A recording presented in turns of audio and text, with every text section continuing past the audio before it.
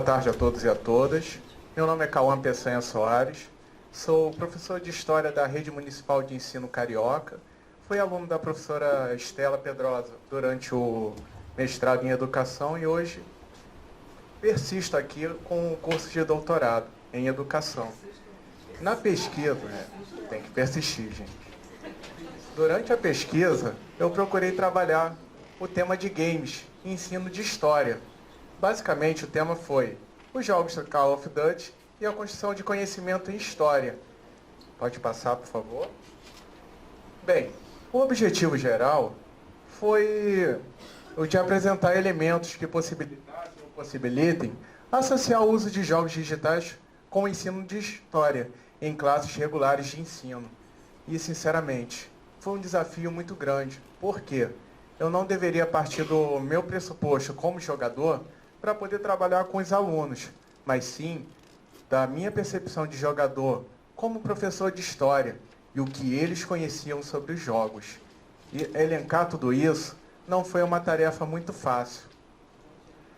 Então eu trouxe para os senhores e senhoras o seguinte, algumas questões iniciais. Por quê?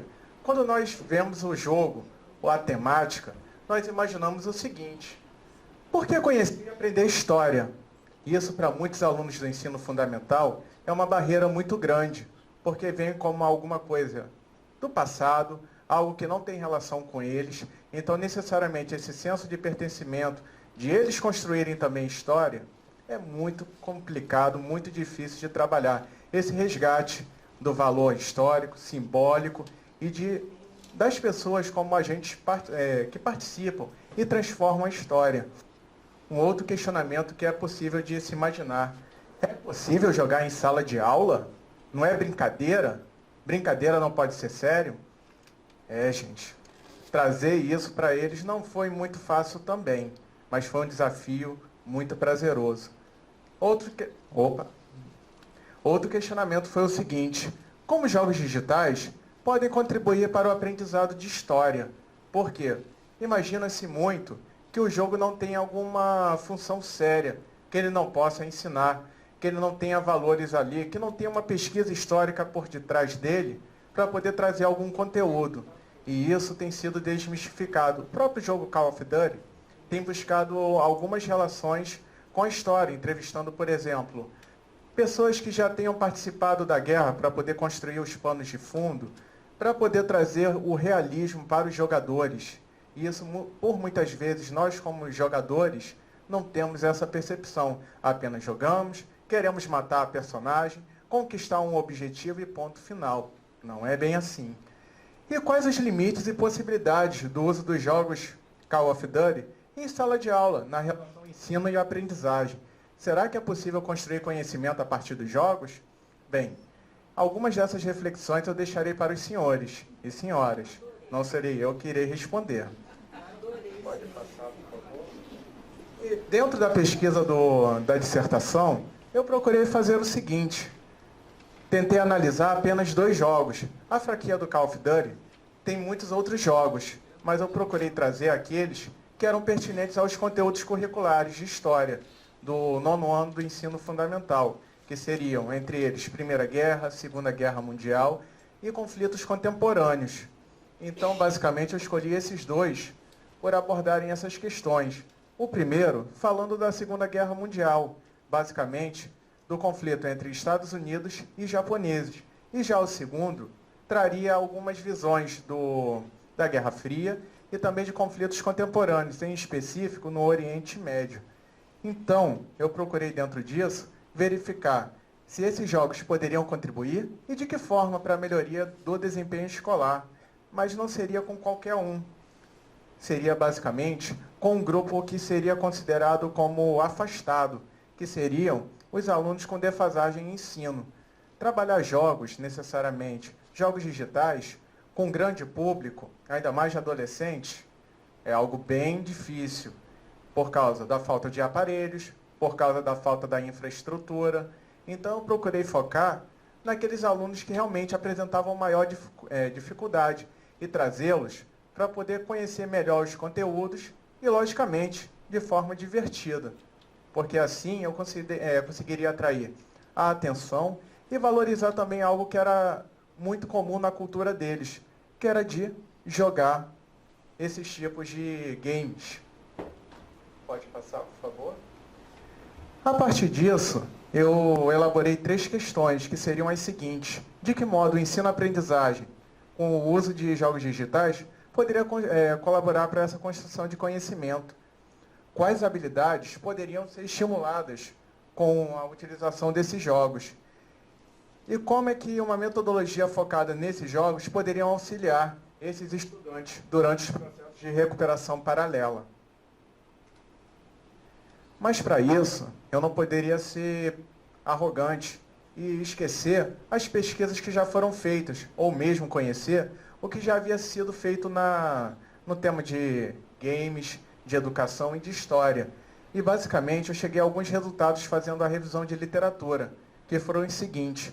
A primeira, o crescimento de pesquisas nas temáticas relacionadas com jogos digitais. Só que muitas delas não eram voltados para um jogo, por exemplo, de ação, de tiro ou de aventura.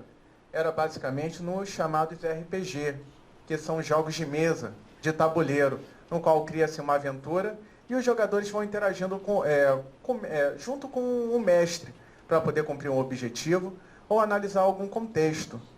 Também cheguei à conclusão do seguinte, que haviam muitas pesquisas com as temáticas relacionadas, sim, com história e jogos digitais, só que cada uma abordaria um público diferente. Em específico, muitas delas procurariam alunos do ensino médio. Considerariam, por exemplo, que nessas fases o conhecimento já estaria um pouco mais solidificado e seria mais fácil de se dialogar e trabalhar. Eu procurei justamente o caminho inverso, que seria onde estariam as maiores dificuldades, que era o ensino fundamental. E eu percebi algumas outras coisas, como, por exemplo, a partir de 2009, nós tivemos um crescimento dessa área de pesquisa.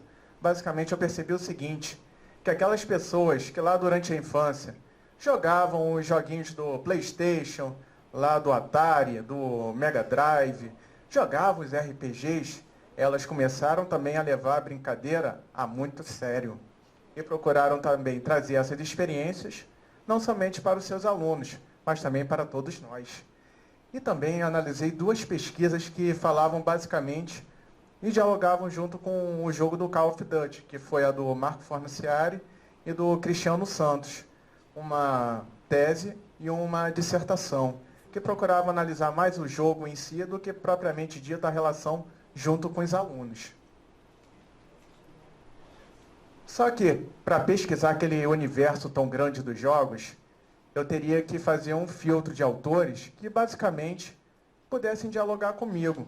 Eu procurei alguns autores, referências em história, e das quais, por exemplo, estariam relacionados com os documentos oficiais da Prefeitura Rio de Janeiro, ou que foram referência na área de história. Então, basicamente, escolhi 3, que foi o Jock Rissen, a Bittencourt e a Fonseca, para trabalhar sobre jogos digitais, Johan Huizinga e o Roger Calois.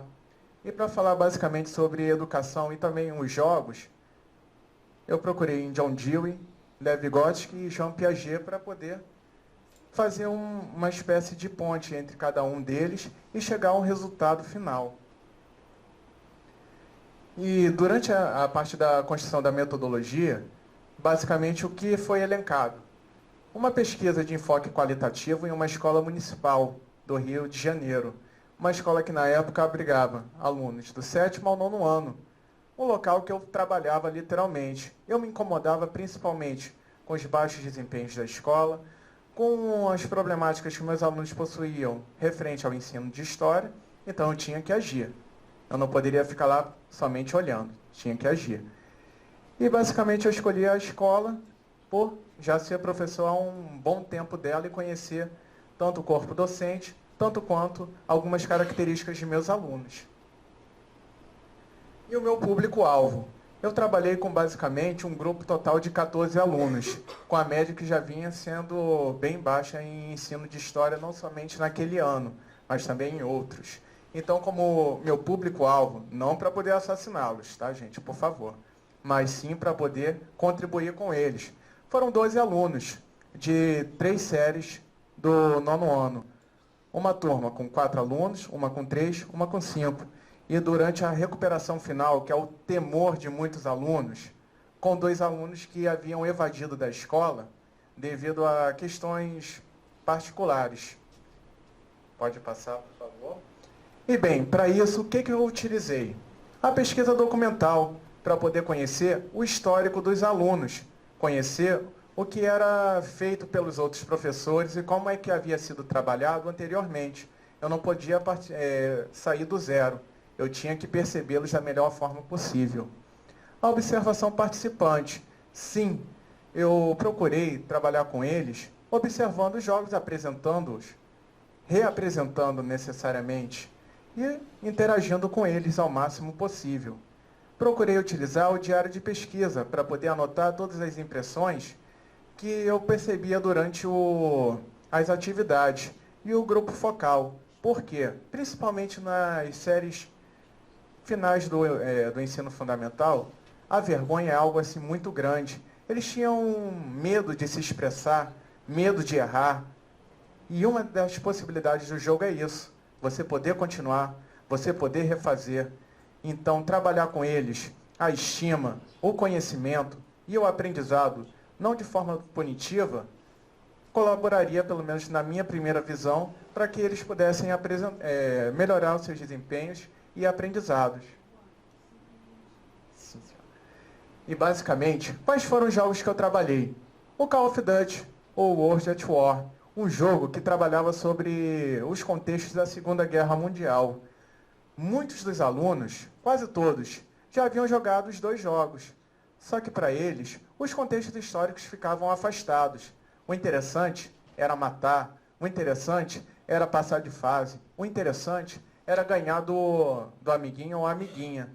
Mas eles não se prendiam muito ao contexto histórico. E a partir do jogo, eu procurei fazer com que eles pudessem compreender quais eram as batalhas que estavam ali, o que aconteciam com as pessoas, como é que eram os cenários da guerra. Era bom matar? Era ruim matar? Quem era bom? Quem era ruim? Isso eu fui convidando ele aos poucos para pensarem, repensarem e dialogar, seja nesse jogo ou seja com outro. Só que uma das coisas que me chamou a atenção nesse jogo daqui foi o seguinte: eles possuíam a possibilidade de trabalhar com personagens dos Estados Unidos e também soviéticos. Muitas das noções que nós temos dentro de história é a visão trazida dos Estados Unidos, do vencedor, do herói, mas foi somente os Estados Unidos que participou dessa guerra? Eles eram vilões? Eles eram mocinhos? Isso eu pedi para que eles pensassem e para que nós pudéssemos construir. Já o segundo jogo, que foi o Modern Warfare, mostrou muito dos contextos do Oriente Médio. Um contexto marcado por muita violência física, social, política, e aqui que eu tive uns resultados que foram impressionantes. Pelo seguinte, eu trabalhei dentro de uma comunidade, uma área muito marcada pela violência, e justamente 2 alunos que haviam evadido da escola durante um dos bimestres sofreu violência dentro da própria comunidade. Então eles começaram a se identificar observando o jogo, vendo, por exemplo, as cenas de morte, as cenas de punições, as pichações, as destruições. Eles relacionavam, inclusive, com o próprio cotidiano. E essa riqueza que eu tive dos detalhes, das comparações, foram únicas. E eles começaram a repensar e ver que o jogo, literalmente, não era só uma fantasia, mas que poderia ser uma realidade que estaria próxima deles. Pode passar. Pode passar. E, basicamente, eu procurei trabalhar com eles não somente os elementos dos jogos, porque considerei que seria muito pobre apenas trabalhar o jogo em si. Procurei trabalhar outros recursos, como, por exemplo, computador, por meio do computador, de filmes editando e mostrando como é que era a história do jogo, como é que era a história real.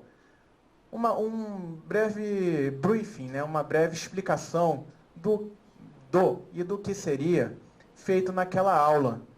A utilização de data show para mostrar imagens e também os próprios diários que os alunos escreviam e da internet para poder servir de fonte de pesquisa, de alguma curiosidade, de algum armamento, de algum contexto histórico.